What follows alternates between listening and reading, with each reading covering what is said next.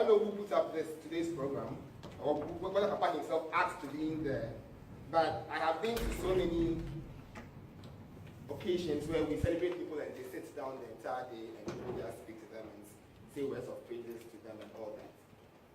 Today, the man himself has decided to speak to us, to encourage us,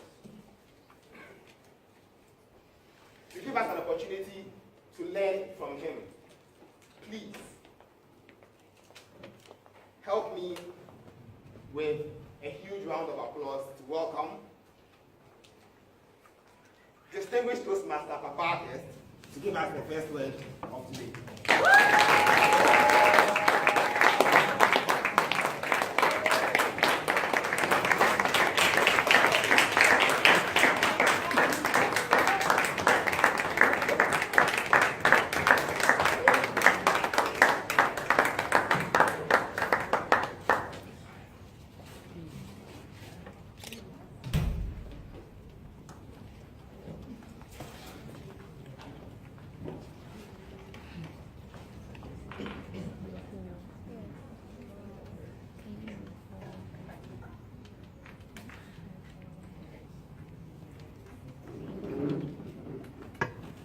While my technical people try to sort out the technical issues, I want you all to close your eyes for a second. Now I want you to imagine yourself in a foreign land.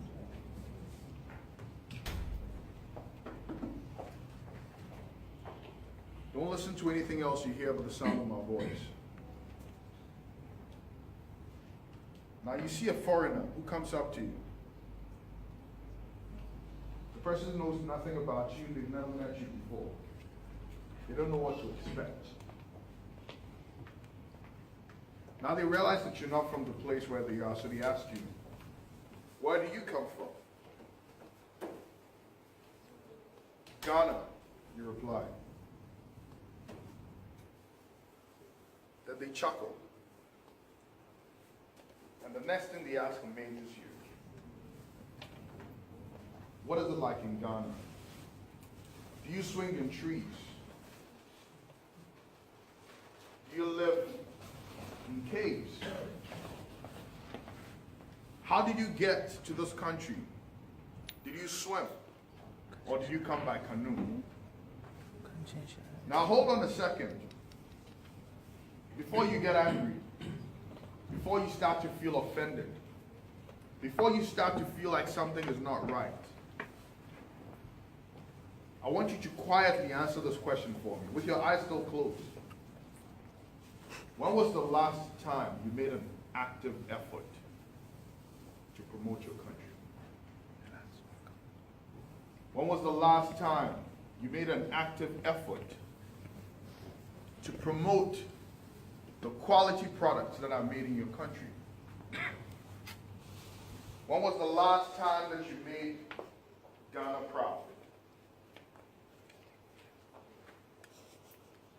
Now open your eyes and let me introduce you to something new that's coming up. Fellow Toastmasters, guests, people who are here for the first time. What I described to you was every African's nightmare. 20, 15, and even 10 years ago. The reality of the ignorance of the world at large. But I do not believe in blaming people for their ignorance. I believe in taking ownership. So how do we take ownership to the narrative that is being sent across about our beloved country and the lack of understanding that people have of it? Let's talk about some of the problems that I want to address today. Problem number one.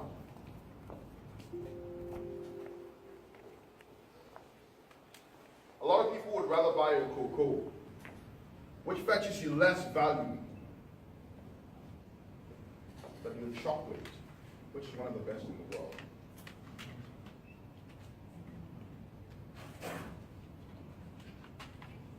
For the same job that you'd be hired for,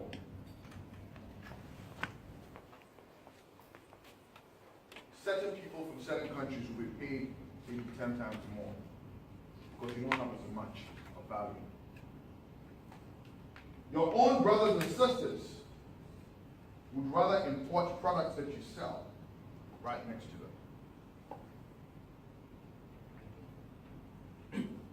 them. You are the last to be called when there's an opportunity. Now, how does that make you feel? Wait a second, before you answer that, when was the last time you actively promoted your country? When was the last time you left the shores of Ghana and felt like screaming at the top of your voice, I am Ghanaian, see me, and see the African warrior within me?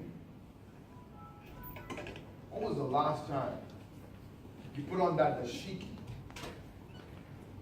in New York and felt strongly and proudly as you walked down trying to show off the pride of your culture?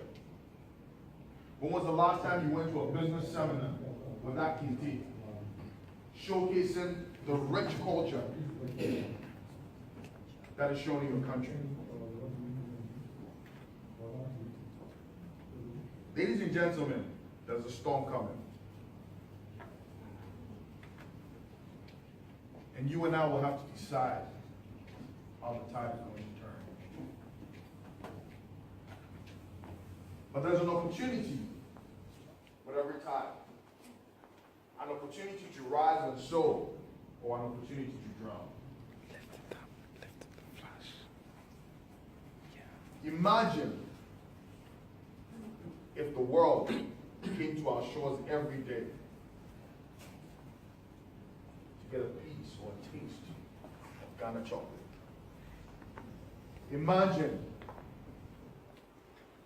if the world wanted a piece of our beautiful, sweet shea butter. Imagine if even 90% of the Ghanaian population wanted to buy from here because Ghana products are one of the best in the world. What I have described to you is what I like to call the Gwave.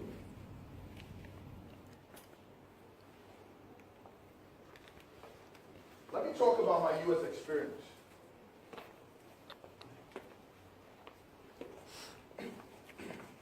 Young man said it in pre-calculus,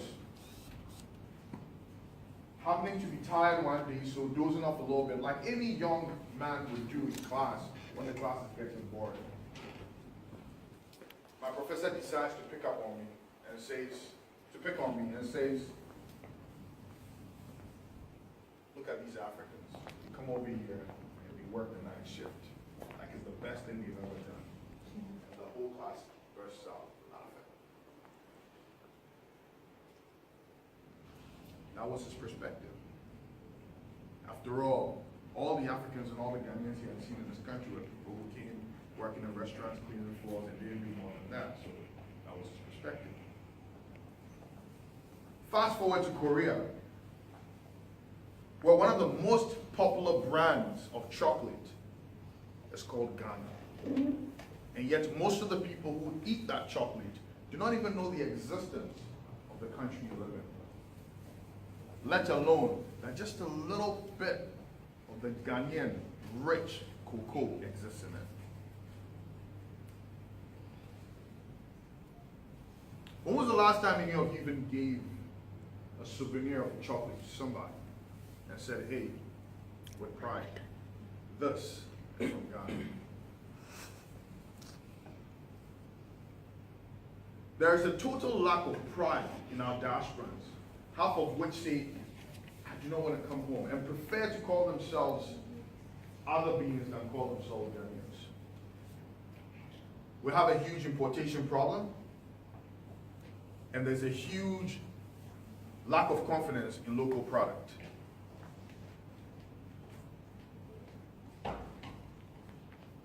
But what is the real problem?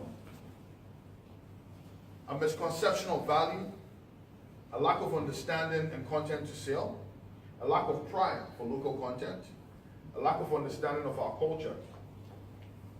How many of us even know our culture? How many of us even know the history behind our ethnic background?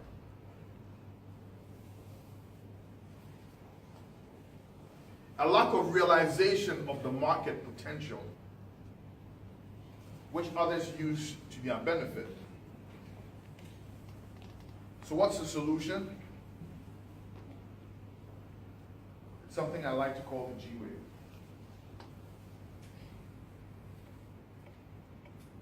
The Gwave is merely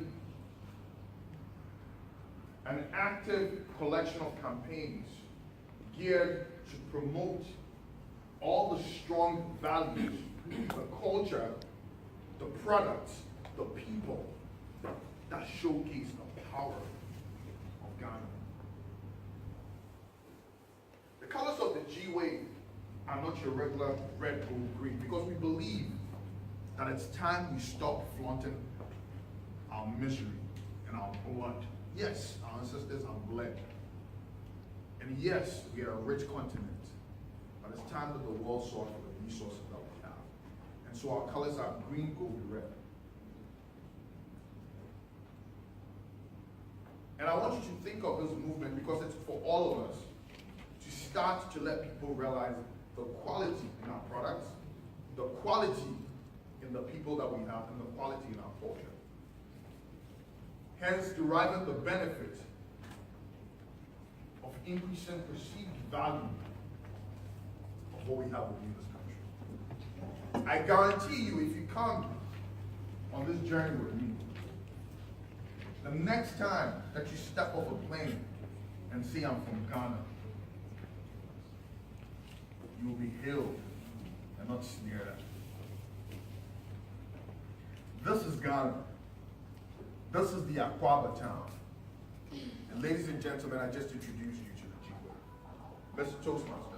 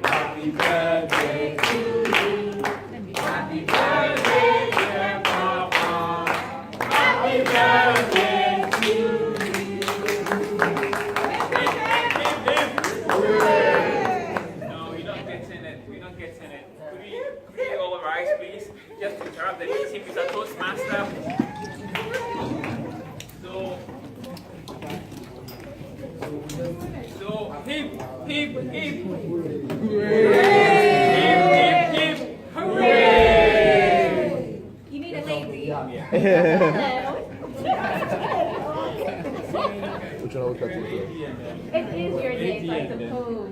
Happy birthday, Papa. Hip, hip, hip. Hooray!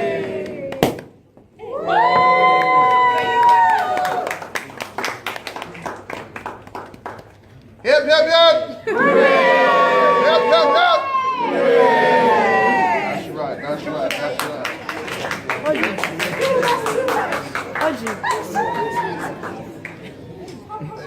you. Yeah.